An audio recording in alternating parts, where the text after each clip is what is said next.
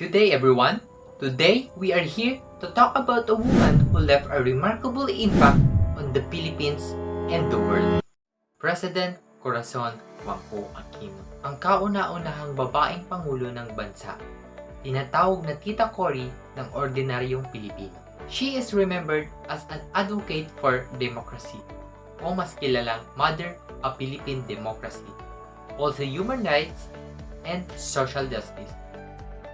Her leadership and courage have inspired many people and her legacy continues to live on. Malaki ang inaasahan ng sambayan ng Pilipino kay Cory Aquino kahit pa nga simpleng may bahay lang siya bago maihalal bilang Pangulo. But before we discuss her legacy, we will discuss her life before she became the President of the Philippines, the challenge she faced, and the law she passed during her presidency. Early life and education. Corazon Aquino was born on January 25, 1933 in Pinique, Tarlac, Philippines, the sixth of 8 children of Jose Cuangco, a prominent businessman, and Demetria Sumolong, a teacher. She grew up in a wealthy and influential family and attended private school in Manila. After completing high school, Corazon went to United States to pursue a degree in mathematics and French at the College of Mount St. Vincent in New York. She later transferred to Assumption Convent in Manila, where she graduated in Bachelor of Arts degree in 1953.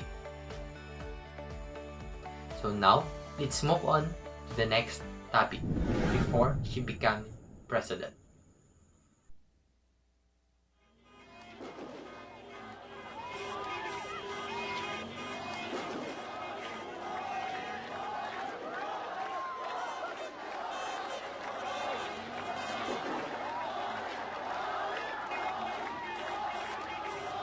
Paano nga ba naging Pangulo si Maria Corazon Aquino o mas kilalang Cory Aquino? So, before she becoming President, si Cory Aquino ay talagang nanggaling sa marangya at may impluwensyang pamilya. Wala naman siyang balak pumasok sa politika hanggang sa It began 2.5 years earlier at Manila Airport. In a matter of 3-4 minutes, it could be all over, you know. And I may not be able to talk to you again after this. Benigno Aquino, the only serious rival to Marcos, was coming home from exile. Now, I am taking some precaution. I have my bulletproof vest, hoping that would be some kind of a protection. But if they hit me in the head, there's nothing we can do there.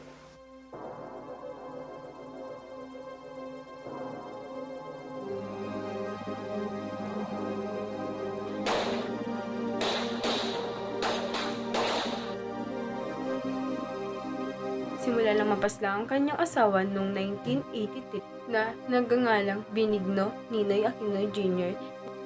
na isang leader ng oposisyon noong panahon ni dating Pangulong Ferdinand Marcos. Itong trahedyang to ang naging daan upang ipagpatuloy niya ang sinimulan ng kanyang asawa against of dictatorship of President Ferdinand Marcos. So, ito palang tumulong sa kanya upang tumakbong Pangulo laban kay dating Pangulong Ferdinand Marcos. I hereby affirm my candidacy and confirm my willingness, if elected, to serve our people as President of the Republic of the Philippines.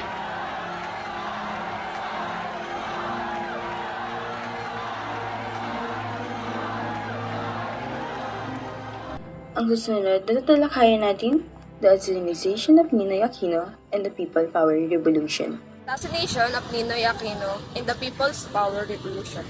The People Power Revolution of 1986 led to the downfall of Marcos, and Corazon Aquino became the first woman president of the Philippines.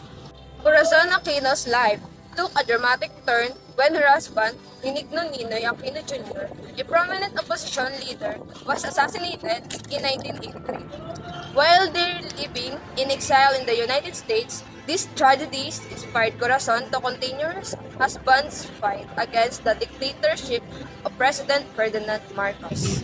The People's Power Revolution of 1986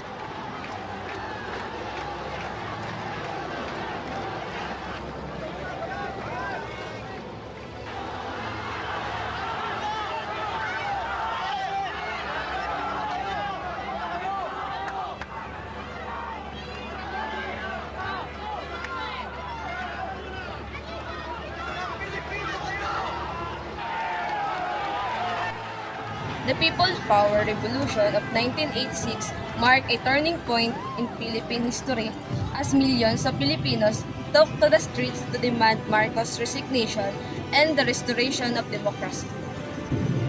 Corazon Aquino became the face of the opposition and led the fight against the Marcos regime. She ran for president in the snap elections of 1986, and despite widespread fraud and violence, she was declared the winner. Her presidency marked a new era in the Philippines politics, characterized by democracy, human rights, and social justice. The election and becoming president, the 1986 snap elections were marred by allegations of fraud and violence, with the Marcos regime resorting to various tactics to ensure their victory. The official result declared Marcos as the winner, but the opposition rejected the outcome and claimed that Aquino had won the election. This led up the standoff between the two camps, with both claiming to the legitimate president. The situation came to a head when a group of military officers, led by Defense Minister Juan Ponce Enrile and General Pitel Ramos, announced their support for Aquino and declared a breakaway from the Marcos government. The EDSA Revolution. This pivotal moment led to the EDSA Revolution, a non-violent uprising that saw millions of Filipinos converge on the Epifanio de los Santos Avenue in Manila to show their support for Aquino and demand Marcos' resignation. The military's defection and the overwhelming support from the people effectively ended Marcos' rule and paved the way for Aquino to assume the presidency. That all civilians in the area. No, you hold on. Not to attack. Sir, we are left with no option but to yes. do so. Because We are massing civilians near our troops, and we cannot keep on withdrawing. They asked us to withdraw yesterday. When I talked to Mr. Enrile, he said, you talk to you to withdraw it. my order is to disperse We the cannot withdraw all crowd the time, Mr. President. We without shooting them. No, hold on. You disperse the crowd without shooting them. You may use any other weapon. we will carry your order, sir. Yes, all right.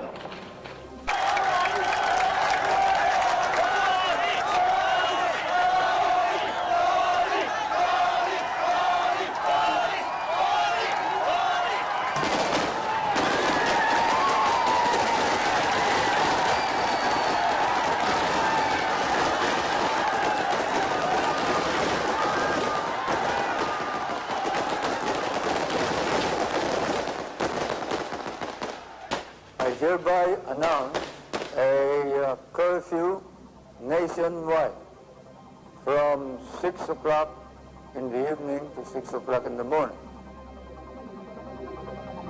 Finally, in the news, thousands of Metro Manilans are still defying the curfew order of Mr. Marcos.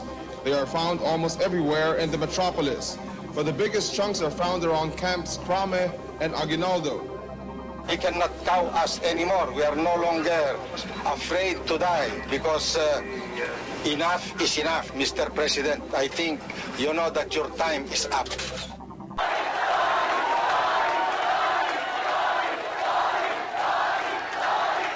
At 10 o'clock that morning, Aquino came out of hiding to make her first public appearance in 3 days. She'd come back to Manila to form a provisional government and claim power.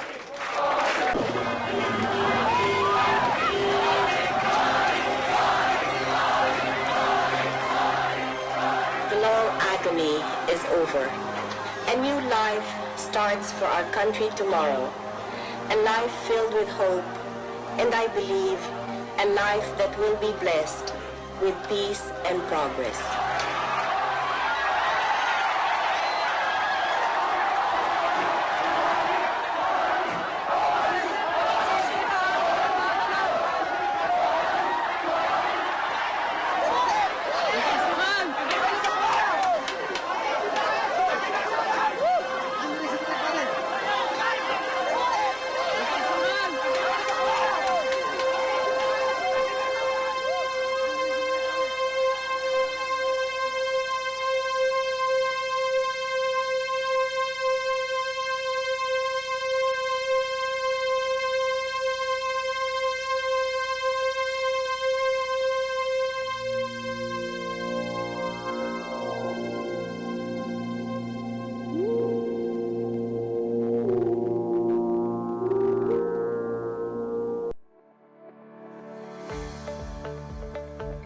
Ngayon, pag-usapan natin ang presidency ni Corazon Aquino. By the challenges of rebuilding o ayusin muli ang ating bansa dahil sa panahon ni President Marcos, tayo ay nakaranas ng dictatorship, corruption, and economic mismanagement. Marami siyang hinarap na pagsubok, kasama na dito ang debt crisis, political unrest and military coup attempt. Ngunit sa mga pagsubok at mga challenges na kanyang hinarap, siya ay nanatiling committed to the principles of democracy, social justice, and human rights. Mga pinatupad niya mga batas at mga initiative ay nagpo-promote ng economic development and strengthening democratic institution and addressing social issue. Dumako tayo sa economic reform. One of the top priorities of President Aquino dahil ito ang nag-a-address sa ating bansa ng debt crisis and promoting economic development. Ang kanyang batas na economic reform program, nakasama na ang mga polisiya na deregulation, parasitation, and trade liberalization. Ang programa rin ito ay nagpo-promote ng foreign investment at upang mapa-improve ng ating bansa ang pagiging competitiveness, upang mabawasan rin ang gastos ng ating bansa. Samantalang ang programa rin ito ay initially met with resistance. It eventually lead to the significant economic growth and stability. Dumako tayo ngayon sa democratic reform.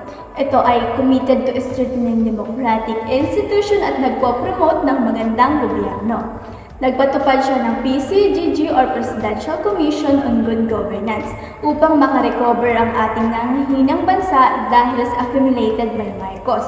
Pinatupad din niya ang several measures to promoting transparency, accountability, and participation as the Freedom of Information Act and the Local Government Code. Dumako tayo ngayon sa social reform. Sa President Aquino ay napansin din ang kahirapan at ang hindi pantay-pantay na pagturing sa ating bansa. Ito ang kinakaharap nating major issue. Nagpatupad siya ng mga programa upang masagot itong issue na ito.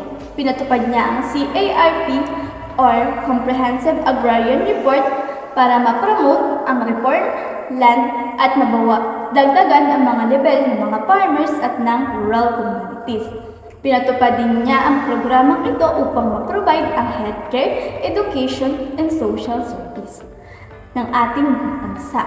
Ang kanyang effort at ang kanyang tulong ay upang mapa-improve ang access to essential service at mabawasan ang level ng mga mahirap sa ating bansa. Kung susumahin o isa-summarize ang mga laman ng presidential na President Corazon Aquino, ito ay naglalaman ng promoting democracy, social justice, and economic development. Ang kanyang mga batas at mga initiatives ay nagtutukoy sa mga challenges na kinakaharap ng ating bansa at ng mga pagiging improvement ng kanyang mga nasasakupan. Ang kanyang legacy sa pagiging leader who champion democracy and social justice is continue, inspired Filipino today.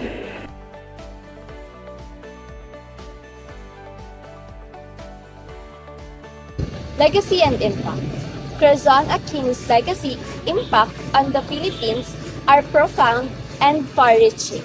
Her courage, resilience, and determination inspired millions of peoples around the world and serve as a shining example of leadership and integrity. Corazon Aquino presidency marked a new era in Philippine politics, characterized by democracy, human rights, and social justice. She proved that a woman could lead a nation and make a significance in people's lives. Her leadership and commitment to democracy were instrumental in restoring the people's faith in the government and the democratic process. Corazon Aquino also served as an inspiration to women in politics, showing that women can hold high position of power and make meaningful contribution to society.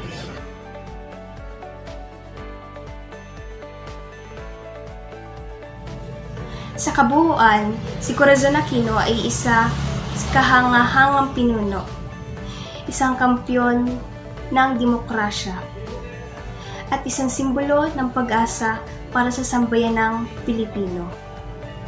Ang kanyang buhay at legacy ay nagsisilbing paalala ng kapangyarihan ng pamumuno, katatagan, at determinasyon. Sa patuloy nating pagharap sa mga hamon at pakikibaka, Kumuha tayo ng inspirasyon mula sa kanyang buhay at sikaping tularan ang kanyang mga halaga ng katapangan, integridad at pangako sa katarungang panlipunan.